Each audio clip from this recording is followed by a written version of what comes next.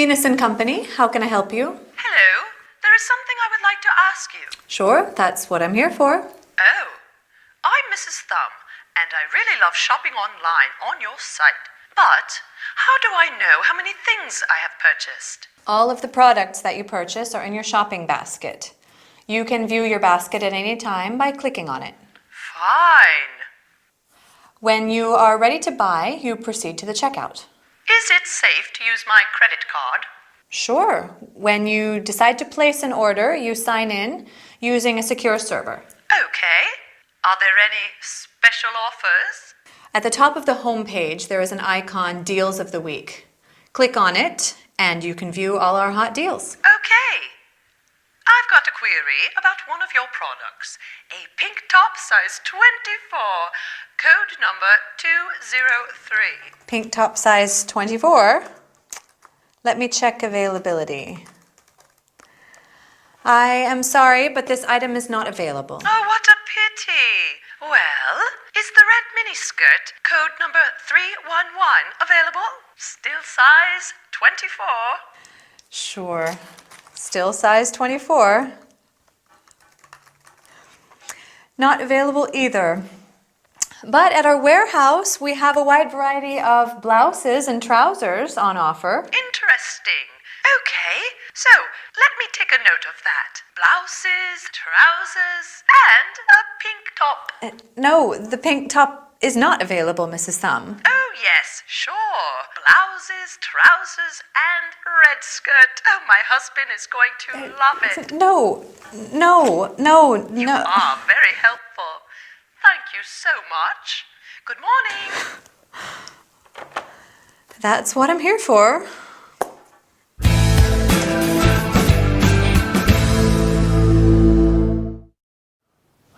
Hi everybody. I'm sure that many of you are going to love this business session. We're going to talk about online shopping. Isn't it great? I love shopping online. Do you? In our scene, Mrs. Thumb visited a website that sells garments and calls the helpline for some additional information. Together with you, I would like to review the basic steps of an online shopping experience. Once you get to a website, you start browsing the products on sale. Browsing means to have a look at products. When you find a suitable item, that is, an individual article, you click on it to get more information. If you like the item, you add it to your online shopping basket. As Lucy says, you can view your shopping basket at any time, which means that you click on it to see all the products that you have selected. If you change your mind, you can remove an item. When you are ready to buy, you proceed to the checkout. The checkout is the place where you pay for the goods. To make a purchase, you have to register your personal details and a credit card number. Do you remember what Mrs. Thumb is worried about? She wants to know if it is safe to use her credit card. Lucy says that there is no risk because the website has a secure server. A secure server guarantees that others cannot intercept your ordering information. Mrs. Thumb is interested in special offers or hot deals. That means items that are sold at a reduced price. She is calling because she has got a query about one of their products. A query is a question, something you want to know about. Do you remember what the product is? Is it a skirt? A dress? Right, it's a top. A pink top size 24. Well, in England, a size 24, a 22 in the US, is quite a big one. Lucy has to check availability, and unfortunately, the item is not available, which means that it cannot be obtained. Time to relax now. Our session is over. Bye for now, and see you soon. Interesting speech, wasn't it? Sure. While we are on the subject, I think the strategies proposed by Miranda are going to prove very effective. The report on our financial situation was very interesting, don't you think? Right. Speaking of interesting things, did you see your photo in yesterday's newspaper? You are kidding. What photo are you talking about? The photograph of you, jogging in the park. I can't believe it. Wait, I must have it here somewhere. Here it is. Good heavens, it's really me. What did I tell you? I look terrible in that old tracksuit, not to mention my sweaty red face. You always look great, you know. I'm not so sure about that. That reminds me of when I joined the triathlon club at the Serpentine. The triathlon club, wow. What was it like? I must confess I was not a great athlete. I see. It was then that I met my first girlfriend. Her name was Jackie, and she was so sweet. I met her before a competition.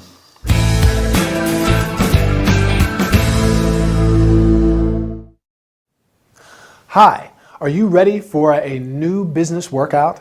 I hope so. Today, we're going to talk about holding a conversation. You are going to learn how to start a conversation, change the subject, show interest, and express surprise. Al and Linda are talking after a meeting. Al wants to start a conversation with Linda, and he says, "Interesting speech, wasn't it?" You can also say, "Interesting subject, wasn't it?" Or, "Interesting proposal, wasn't it?" And so on. Do you think that Al is good at keeping the conversation going? I think so.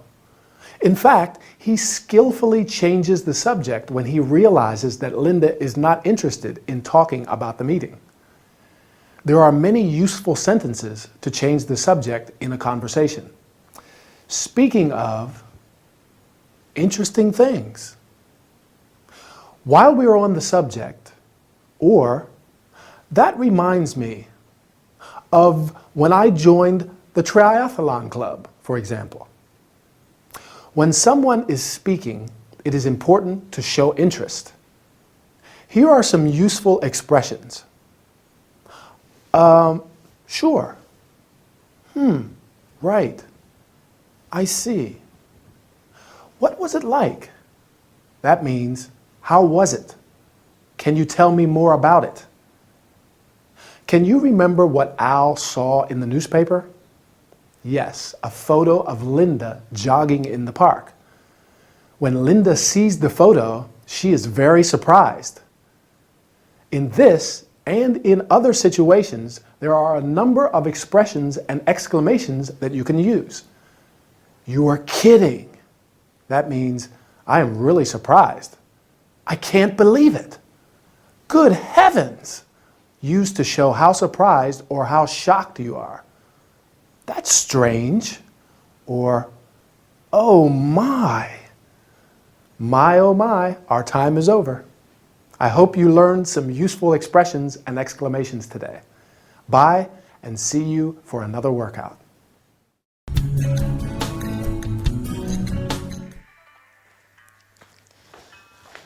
This way, Mrs. Knight. Ready for a regenerating beauty treatment? Yes, I'm coming. Is something wrong? No. Yes, there's something very wrong. May I ask what the problem is? First, the towel you gave me is rough. The one you gave me last time was much softer. I am sorry to hear that. Plus, these bath slippers are very uncomfortable. I see. Lastly, this bathrobe is too small. You see? Is that all? No, it's not all. Every time I come here, I have to wait for ages. Mrs. Knight, if you want to avoid waiting, you'd simply have to make an appointment. You have our telephone number, don't you? Yes, I do. Instead of a pair of flip-flops that are not suited to your feet, ask for standard bath slippers. With a small additional payment, you can get cotton or linen towels that are much softer than these. Okay. And as for the bathrobe, you just have to tell us what your real size is. I've changed my mind. The bathroom fits perfectly.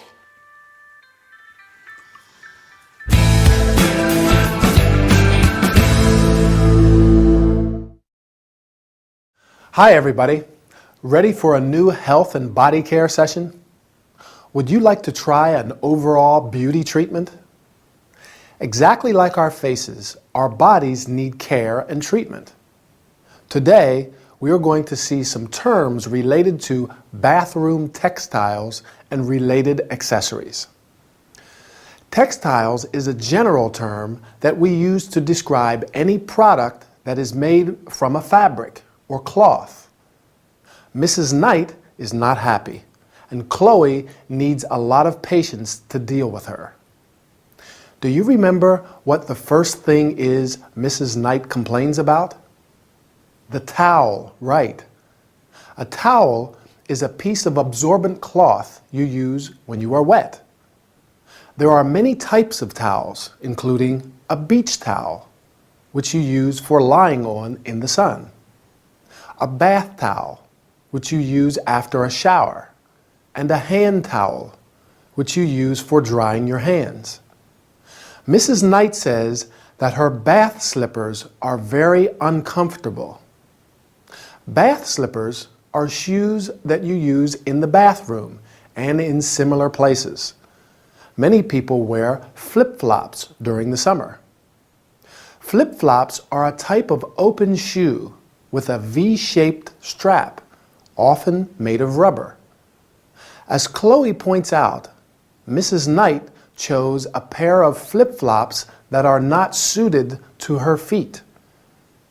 The lady complains because she always has to wait for ages. Chloe says that if she wants to avoid waiting, she should make an appointment. With a small additional payment, that is, a small sum, Mrs. Knight can have cotton and linen towels. Bathroom textiles can be made of different materials, including cotton, silk, linen, and synthetic fibers. What is the problem with her bathrobe? Right, it's too small. A bathrobe is a garment, like a coat, that you usually wear before and after a bath. The bathrobe is too small because Mrs. Knight did not give her real size. For example, you say, "What size are you?" Or, "What size do you have or do you wear?"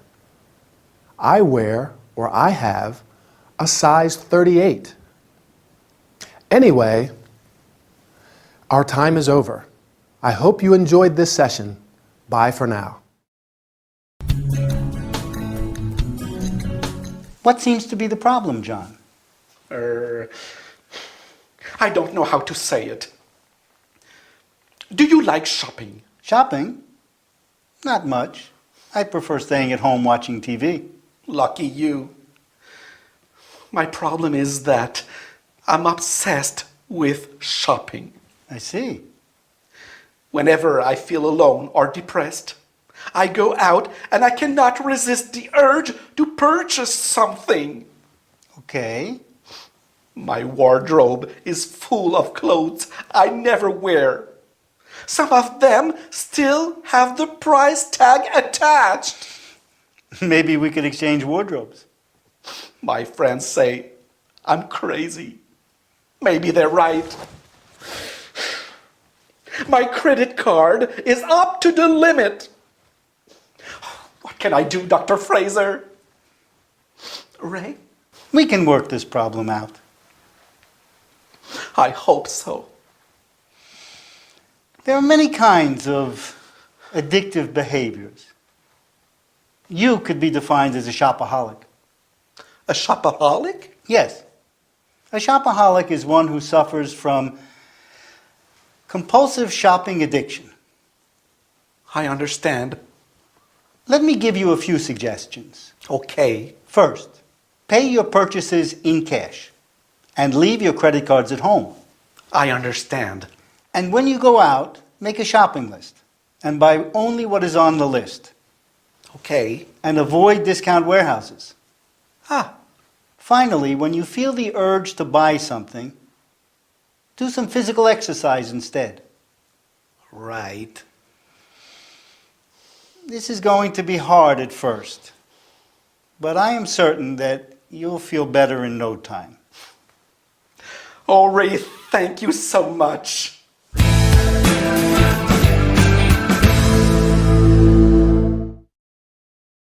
Hi, good to see you. Are you okay? I hope so. In this health and body care session, we're going to talk about different kinds of addictive behavior and how to deal with them. You will also learn some terms and verbs related to shopping. So let's get started. Do you know the word shopaholic? A shopaholic is someone who is addicted to shopping. This is Mr. Little's problem and why he's asking Dr. Fraser for help. Whenever Mr. Little feels alone or depressed, he cannot resist the urge to buy something. The urge is a strong desire, especially one which is difficult to control. This is an example of addictive behavior. We talk about addiction when there is a physical or psychological dependence, such as drug addiction. As we said, Mr. Little suffers from compulsive shopping addiction. I'm afraid I know a lot of people who suffer from the same addiction. Mr. Little's wardrobe, a cupboard for storing clothes, is full of clothes he never wears, and some still have the price tag attached. The price tag is a piece of paper with the item's price. As a consequence, his credit card is up to the limit. This means that he spent more money than he has. He must feel really bad, don't you think so? Luckily, Ray gives him some suggestions. Can you remember the first one? Right. Pay for all your purchases in cash. Cash is money in the form of coins and notes. Then he says, leave your credit cards at home. That is, don't take your credit cards with you. Mr. Little has to make a shopping list and only buy what's on the list and avoid discount warehouses. Can you guess what a discount warehouse is? A small shop? I don't think so. Exactly. A discount warehouse is a large shop which sells goods at reduced prices. A difficult place for a shopaholic to avoid. Finally, when Mr. Little feels the urge to buy something, he should do some physical exercise, like jogging or cycling. I have to go now. I feel the urge to buy something, but I will do some jogging instead, right? Want to come with me? We'll keep practicing.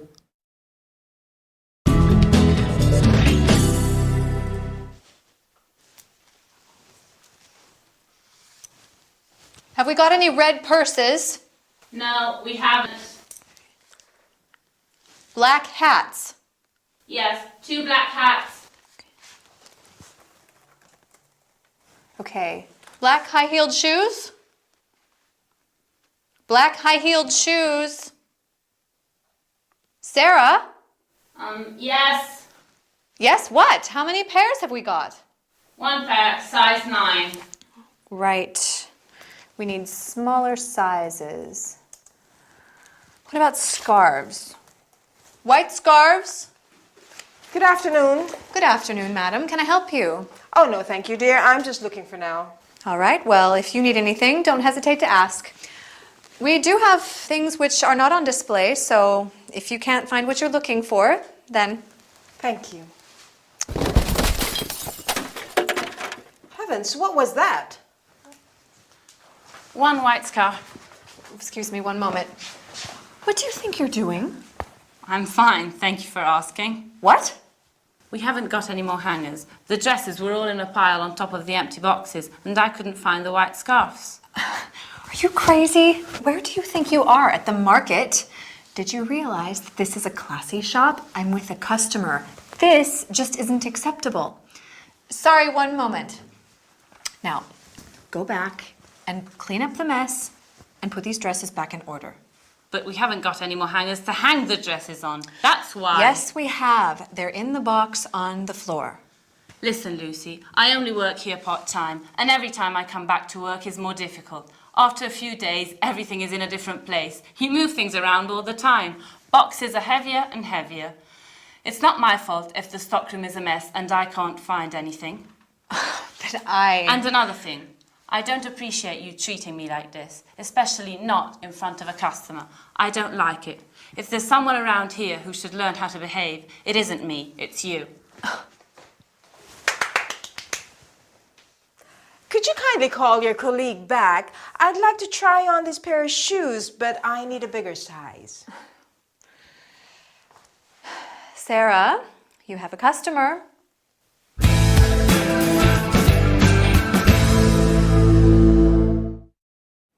Hi, ready for a training session? Great. Let's get started.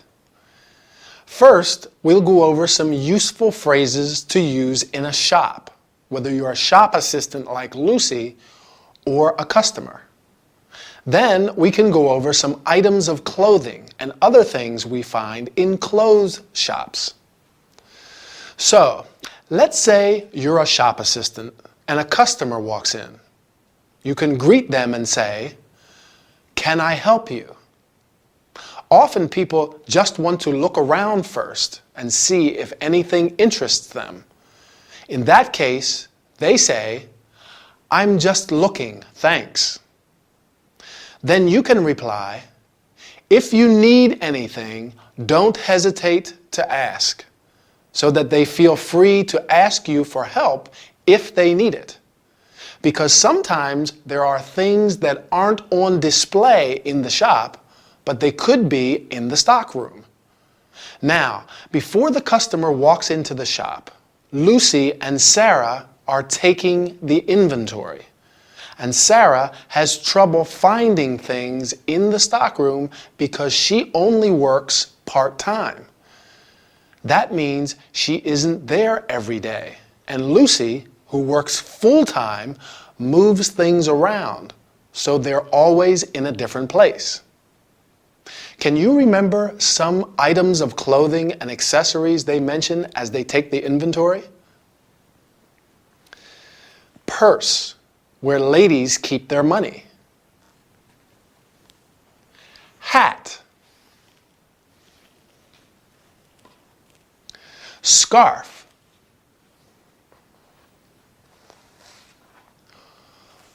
One scarf, but two scarves. What else? Oh yes, high-heeled shoes. They're women's shoes that have a high heel, often just called high heels. Do you wear high heels? I don't. When we talk about shoes, we say a pair of shoes. Clothes and shoes come in different sizes. What size are you? Or what size shoe do you wear? I wear a 9.5 or a 10 in the US. Now Sarah has a little accident in the stockroom because a pile of dresses falls on her. What does she need to put the dresses in order? Hangers. They're the things we use to hang clothes. Right. That's all we have got time for today.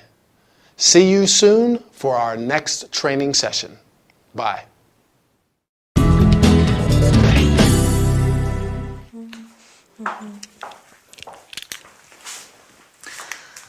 Good afternoon, Mrs. Knight. How can I help you?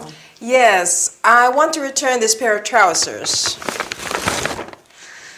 What's the matter with them? Well, the zip is broken. No, the size is wrong. I see. I apologize for the inconvenience. When did you buy them? A couple of days ago. May I see the receipt? The receipt. Sure.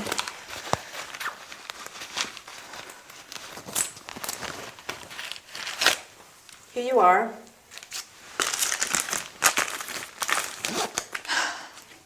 All right. Do you want to exchange them with another item, or would you prefer a credit note? I would prefer a refund if possible. I'm sorry, but that's not possible. Well then, let me think.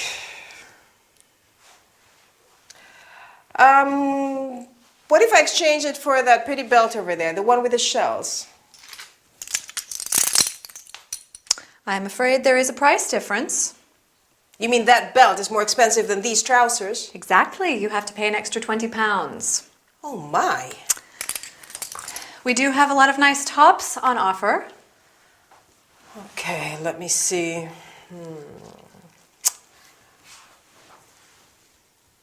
Maybe I can try this black top. Where's your changing room? It's over there.